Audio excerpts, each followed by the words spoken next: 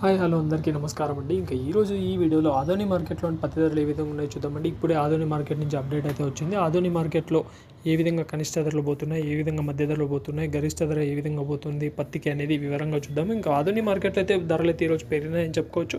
నిన్నటితో పోలిస్తే కూడా ఈరోజు ధర అయితే పెరిగిందని చెప్పుకోవచ్చు.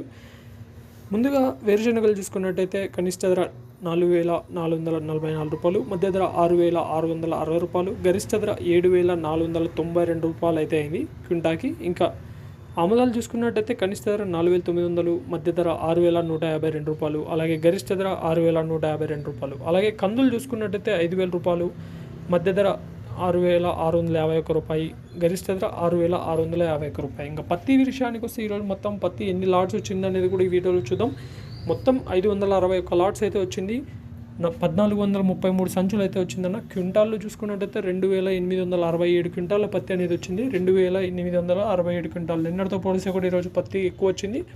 కనిష్ట ధర చూసుకున్నట్టే 4,799 రూపాయలు, మధ్య ధర 7,439 రూపాయలు, గరిష్ట ధర 7,812 రూపాయలు అయితే అయింది.